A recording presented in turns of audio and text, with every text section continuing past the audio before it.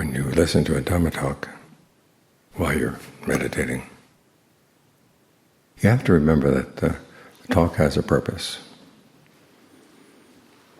And you have to ask yourself, what is your purpose in listening? Ideally, the purpose of the talk is to help you understand where there's suffering, what causes it, the fact that it can be brought to an end, and then how you do that. And if you listen with that purpose in mind, understanding these things, bringing these questions, how do these teachings relate to how I'm suffering right now? How do they relate to how I'm causing suffering for myself? How I might use them to put an end to suffering? That's called appropriate attention. That's when you get the most out of the talk. Just keep in mind, though, that while you're meditating, you're already doing something that the talk recommends, which is to develop the path, trying to bring the mind into a mindful state of concentration, where it's still but very alert. Because it's in that state that you can begin to see what the talk is talking about. We spend most of our lives rushing around, and everything we see is a blur. You run past a tree, it's a blur. You run past a car, you run past a building, it's a car blur and a building blur. If you want to see these things clearly, you have to stop and be very still. And then you can see which things are moving and which things are not. It's the same in the mind. As you're rushing around, everything in the mind seems to be moving. There's nothing very still, nothing very solid. On the other hand, though, you might think, well, when you see something moving, maybe it's because you're moving. So you don't really know what's moving and what's not. But when you're still, you can see these things clearly. Because you want to see in your mind when craving moves, because that is the cause of suffering. And when clinging moves, because that's suffering itself. This is something a lot of people don't understand, which is why the Buddha said that our duty with regard to suffering is to comprehend it. Most of us try to push it away or run away from it, which is not the duty. And John Fuang, one of my teachers, once said that when he was a young monk, he had chronic headaches. It got so bad that he had to have people staying with him in case he woke up in the middle of the night in heavy pain, to bring in compresses, to bring in medicine. One night he woke up, everybody who was supposed to be looking after him was fast asleep. His first thought was, well, who's looking after whom here? Then he said, well, as long as he's awake, he might as well meditate. He sat down to meditate, and he realized that he'd been doing it wrong. He related to the headache wrong. He'd been trying to push it away, trying to get rid of it. Whereas the Buddha taught that suffering is something you want to comprehend. You have to comprehend that it is the clinging. And the clinging is your desire and passion about something. It could be about your body, it could be about your feelings, the images you have in mind, the thoughts with which you talk to yourself, or even just your consciousness.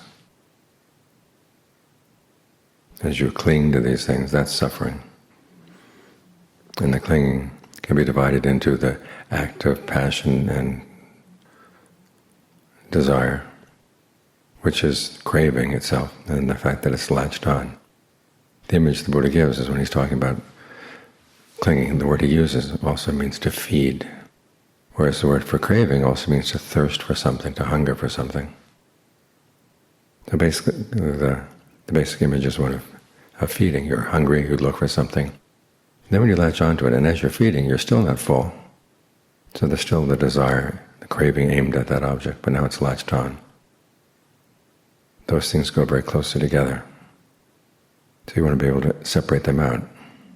As the Buddha said, wisdom lies in seeing things as separate. Things we tend to glom together. So you know that in those two things, the craving of the passion and desire on one hand, and these aggregates of form, feeling, perception, fabrication, and consciousness on the other. The craving is to be abandoned, and you have to comprehend those aggregates that you're clinging to. So that's when you think in these ways, that's called appropriate attention. So as you go through your meditation, you run across something that wears the mind down, weighs the mind down. Ask yourself, what are you craving? What are you clinging? And if you can see that you're craving something that's causing that weight on the mind, how about letting it go? Because each of those four truths, the Four Noble Truths, has a duty. The duty with regard to suffering as a state is to comprehend it. The duty with regard to its cause is to abandon it. And you're trying to realize the cessation of suffering. In other words, see the reality of the cessation of suffering in your awareness. And you do that by developing the path. So for most of us, as we're meditating, the big question should be, what should I develop right now? What should I let go? That's what appropriate attention is all about. Like right now, you're trying to develop mindfulness, you're trying to develop concentration. Anything else that comes into the mind, you can regard it as a hindrance, something that's blocking the concentration, so it should be let go. You're setting down some new rules inside. Because for most of us, when craving comes, we take it as our companion, as the Buddha said, we go around with it. Listen to what it has to say, believe what it has to say, thinking that it's our friend. But now we have to take a new approach. It's actually causing us to suffer, so we have to let it go. And there may be some nostalgia and all the good things you learned from your craving or experienced through your craving. But you have to reflect on them. Where are they now? And what was the price? When we go for things that we crave, we very rarely think about the price. And then when the price comes in the form of suffering, we feel that's been imposed on us for some other reason. We don't see the connection.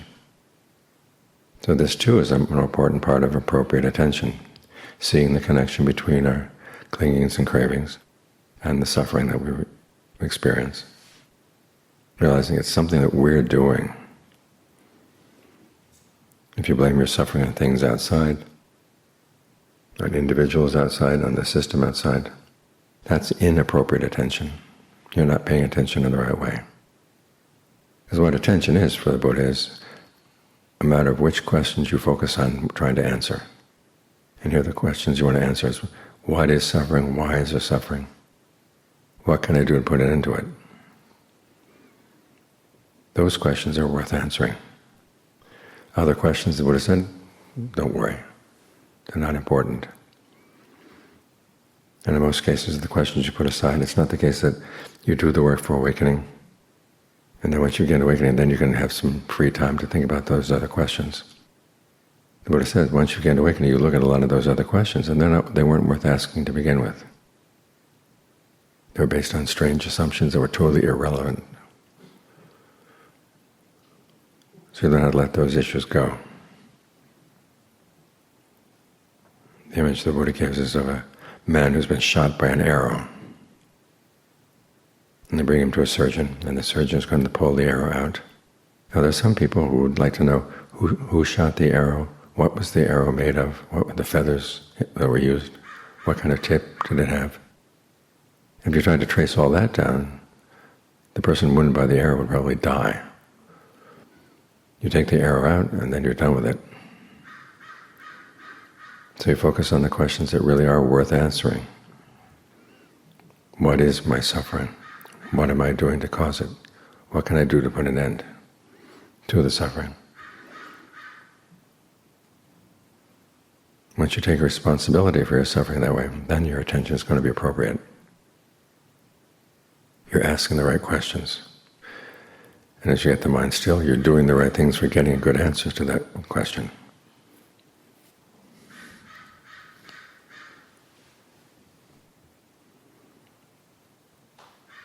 So focus your attention right now on developing this quality of mindfulness. In other words, you try to remember to stay with the breath. If you wander off, you come right back. To develop mindfulness, you need alertness and ardency. Alertness means watching what you're doing as you're doing it and seeing the results. And then ardency is trying to do this well. So when you've made up your mind you want to stay here, mindfulness is what remembers, alertness is what watches to make sure you're doing it right. And if you're not doing it right, ardency says, well, this is what you got to do, and get back on course. If you're on course already, then ardency says, well, how can we do this better? Well, that's one of the parts of the meditation that's always important. It is something you develop. We're not just resting in the awareness that's already there. We're trying to understand why is it that we take that awareness and can turn it into suffering very easily. As long as that habit is still there, we haven't solved the problem. Some people like to say, I'll just be aware, aware, aware. It doesn't take any effort, it's all very simple. That's the reality right now. Well, it is the reality right now. But as long as your awareness has a potential for grabbing onto things again, it hasn't been trained. You haven't observed the duties of the Four Noble Truths. You haven't been paying appropriate attention. So there's work to be done. But it's good work. There's nothing the Buddha asks you to do that's in any way mean or dishonest. It's all very upright, honest, clear-eyed, compassionate. Compassionate in the sense that when you stop creating suffering for yourself, you benefit, but the people around you benefit too. When we're suffering, we're constantly trying to lean on other people in one way or another. But when there's no suffering inside, there's no need to lean.